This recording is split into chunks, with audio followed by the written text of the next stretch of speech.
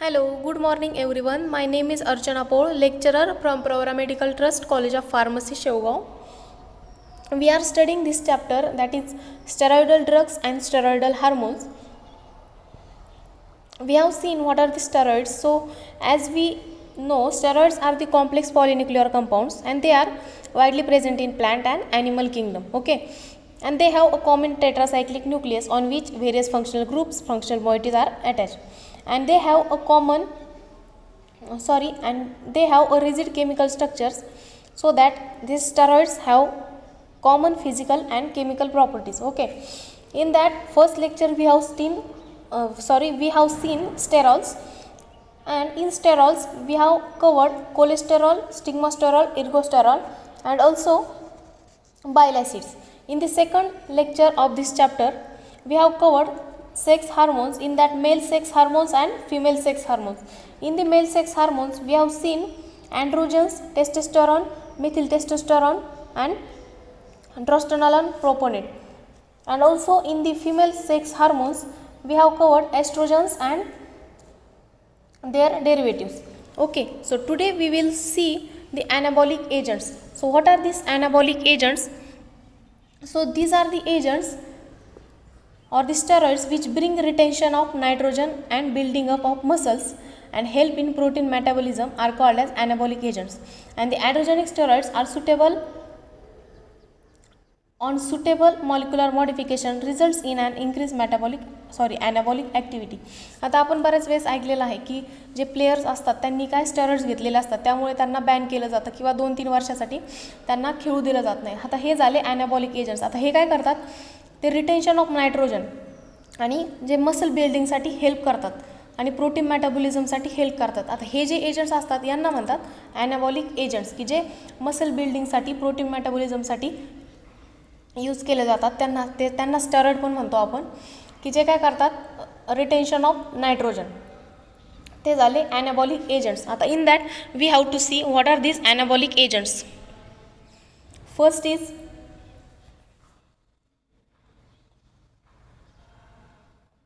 ethyl estranol.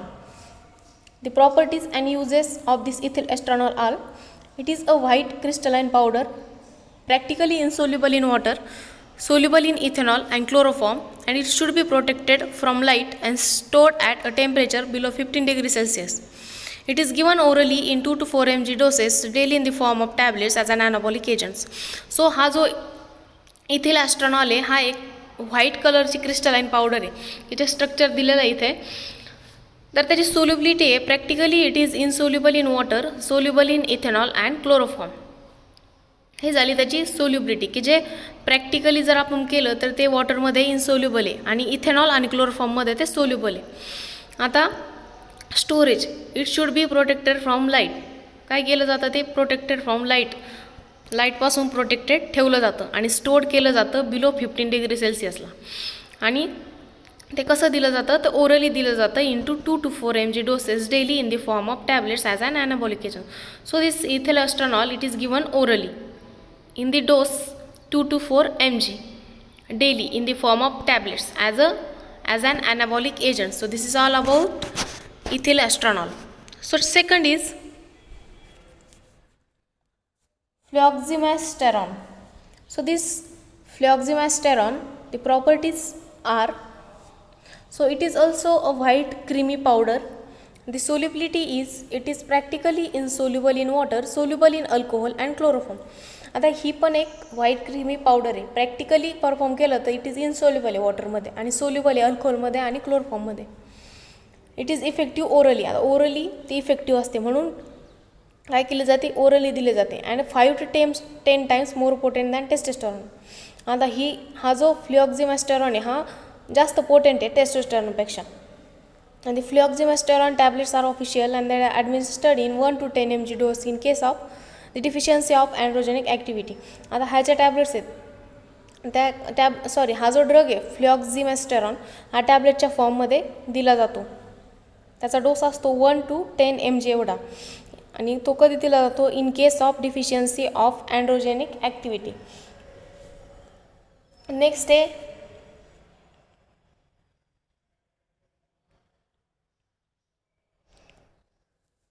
Methandienone. The properties and uses are: it is a white crystalline powder, it is odorless, it is insoluble in water, it is soluble in ethanol and chloroform, and it is active orally, and the standard dose is 5 to 10 mg daily in the form of tablets. So ही देखील एक white crystalline powder आहे जी odourless असते. Methandienone. Solubility is it is insoluble in water, जे वॉटरमध्ये insoluble आहे आणि सोल्युबल आहे इथेनॉलमध्ये आणि क्लोरोफॉर्ममध्ये. आणि हा जो ड्रग आहे तो ओरली ॲक्टिव्ह आहे. त्याचा स्टँडर्ड डोस आहे 5 to 10 mg डेली, आणि जो टॅबलेटच्या फॉर्ममध्ये हा जो ड्रग आहे तो यूज केला जातो. So this is about methandienone. Next is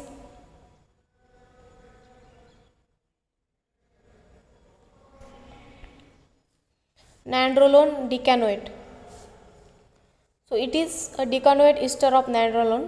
The properties and uses are: it is a creamy white powder with faint characteristic odor. It is soluble in water, alcohol and fixed oils, and the oil injection is given by intramuscular route 25 to 50 mg doses. तर हा जो नॉड्रॉलन डिकॅनोएट आहे हा Easter आहे डिकॅनोएटचा of नॉरॲड्रेलॉन. तर हा जो नॅनॲड्रेलॉन डिकॅनोएट आहे तर हा जो ड्रग आहे तो काय एक व्हाईट क्रीमी पावडर आहे, आणि त्याची जी ओडर असते ती फेंट कॅरेक्टरिस्टिक ओडर असते, आणि त्याची सोल्युबिलिटी आहे it is soluble in water, जो वॉटरमध्ये सोल्युबल आहे तसेच अल्कोहोलमध्ये सोल्युबल आहे. आणि त्याचे जे इंजेक्शन असतात ऑइल फॉर इंजेक्शन ते इंट्रामस्क्युलर रूटनी दिले जातात in the dose of 25 to 50 mg. आणि नेक्स्ट आहे nandrolone phenpropionate. This nandrolone phenpropionate it is a phenyl propionate ester of nandrolone. It is also used as an oily injection administered by the intramuscular route in 25 to 50 mg doses weekly. हा पण oil for इंजेक्शनच्या फॉर्ममध्ये असतो आणि तो इंट्रामस्क्युलरली दिला जातो in the dose of 25 to 50 mg weekly.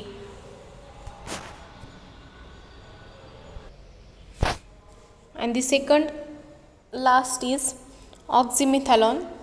The properties and uses of this oxymetholone are: so it is also a white powder and it is soluble in 50 parts of alcohol and chloroform. Solubility दिली आहे, properties दिल्या आहेत. It is a white powder की जी white powder आहे आणि soluble आहे 50 parts of अल्कोहोलमध्ये आणि क्लोरोफॉर्ममध्ये. जी orally active आहे हा जो ड्रग आहे ऑक्झिमेथॅलॉन हा ओरली ॲक्टिव्ह असतो, आणि जर स्टोरेज दिला it should be kept in containers free from ferrous metal and protected from light. आता तो अशा कंटेनरमध्ये ठेवला जातो की जे फ्री असतात फ्रॉम फेरस मेटल्सपासून, आणि तो लाईटपासून प्रोटेक्टेड असा ठेवला जातो. आणि हा जो ऑक्झिमेथॅलॉन आहे हा जो ड्रग आहे it is given in 5 to 30 mg doses daily in the form of tablets. तो टॅबलेटच्या फॉर्ममध्ये हा ऑक्झिमेथॅलॉन हा जो ड्रग आहे तो यूज केला जातो in the dose of 5 to 30 mg. And the last one is stanozolone. Stanozolone, it is also a white odorless powder, practically insoluble in water, soluble in alcohol and ether. It should be protected from light and it is given in 50 to 75 mg doses as an anabolic agent. So हा जो stanozolone आहे हा पण एक white odourless असलेला drug आहे की जो व्हाईट कलरमध्ये असतो आणि तो ओडरलेस असतो. त्याची सोल्युबिलिटी आहे it is practically insoluble in water, soluble in alcohol आणि इथर, की जो वॉटरमध्ये इनसोल्युबल आहे म्हणजे वॉटरमध्ये सोल्युबल होत नाही आणि अल्कोहोलमध्ये इथरमध्ये सोल्युबल आहे. And it should be protected from light. So त्याचं स्टोरेज आहे it should be kept protected from light, आणि त्याचा जो डोस असतो तो असतो 50 to 75 mg daily as an anabolic agents. So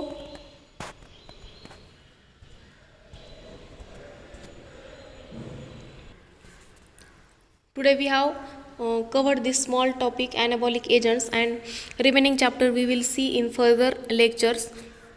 So I hope you understand what are the anabolic agents. So thank you so much.